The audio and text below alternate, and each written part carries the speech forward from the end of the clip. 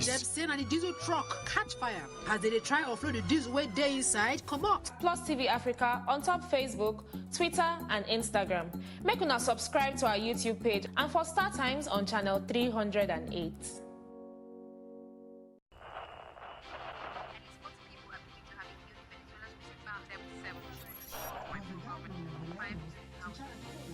Politics has helped shape the decision of the polity, from conspiracy theories to good old-fashioned comic politics. These are the result of tomorrow's election. Okay, you have it already, have you? I think we've done very well in the very difficult circumstances in which we took over governance. Plus, politics will fill the polls of the country, from friends to frenemies, even strange bedfellows, to clones and stooges. We go beyond the rhetorics and the drama to analyze the story behind the story. Let anybody come and say! The perception in itself does more harm than actual corruption that you have. Plus Politics, not just another political show. It's about putting you the... I'm surrounded by so much positivity. No, it's okay. Yo, what's up, my people? It's your boy Starboy Terry. Plus Politics. I'm Mariana Cohn.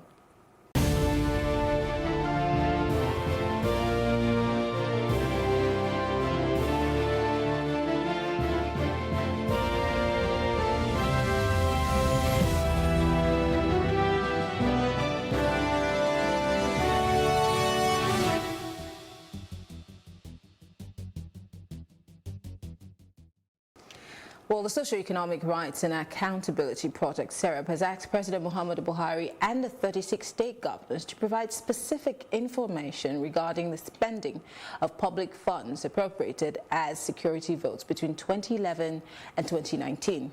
It also has a joint suit on the welcome allowance. But how many cases has SERAP seen through? This is the question we're asking tonight. We have the Executive Director of SERAP, Adetokunbo Mumuni, here in the studio. And we also have Dikpo Olayoku. He's a journalist. Thank you very much, gentlemen, for joining us. It's a pleasure being here. So my first question goes to you, obviously, Mr. Mumuni. You have so many cases. I want to add to the one that we've already explained. Before the 2015 elections, you asked political parties, especially the major political parties, to make known their accounts, the spending budgets for these political parties. You were asking them to make it public, and they never did. Yeah. I remember that you said this issue was taken to courts. We still do not know what the outcome is. Political parties are yet to still tell us if they've gone over and above budget or if they have a control system. How many of these cases have you seen through? Let me say straight away that whether it is SERAP that files a case in court, or the case is between any other Nigerian or any other, between any Nigerian and any government establishment. We have a trajectory of the way cases go in Nigeria. So it doesn't matter whether it was initiated by SERAP or some other persons initiated it. There are ways by which Nigerian courts go through cases. And we have a trajectory of slow system of administration of justice. So it doesn't matter whether it's SERAP or not. So this is on the courts, not on SERAP? Yes, not on SERAP. So if you file a case, services has to be ensured first, then processes will commence. You may have problems with service, and the court directs you to serve properly before the actual trial of the case. We did a lot of cases. We have obtained judgments. We did a case, for instance, where we asked the government of the day to give us details of what was obtained from past leaders in terms of recovery of loot. We got judgment from Justice Buba in respect of that. We got another one from Justice Rilwan Aikawa.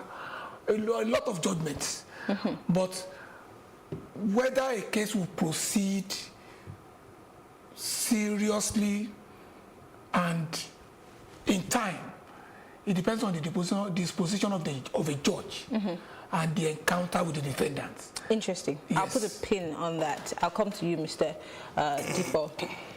as a journalist who covers and reports on all of these cases, let's start with the security votes. And I did mention this earlier on about the fact that I think I was having a conversation with you, Mr. Mumuni.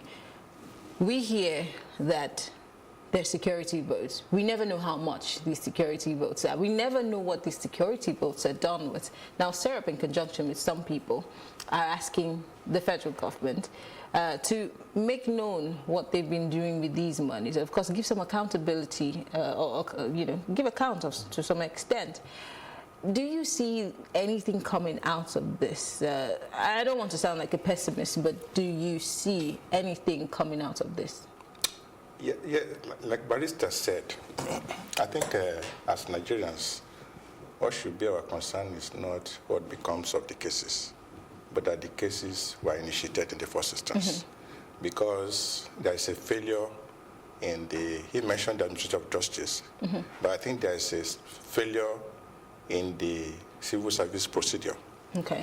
Because those who established civil service, let's take it from civil service before we go into government, came up with several guidelines to ensure that things are done properly, apart from administration, and then in the area of managing finances. That's why in the administration of civil service, they have what they call the general order, GO, that guides the activities from the permanent secretary down to the lowest person in that cadre. And then in the issue of to ensure financial discipline, there's something they call FI, financial instructions. Another type of financial instructions, you have a very important component of the civil service, which is the audit department. When some of us joined the ministry some years back, many years back, the auditor is like what the Yorubas will call the masquerade. They don't make friends with other people in other departments. Even when you want to pass in front of their office, you will tremble, because they tell you the power they have. When they write their report at the end of every year, even when they come to your office to do what they call auditing, you will even see your officer, the senior officers fidgeting. That is just to let you know the powers they have. And it is expected that at the end of every financial year, they must file in their report to the Auditor General. But unfortunately, that department has been incapacitated. I was about to ask that. How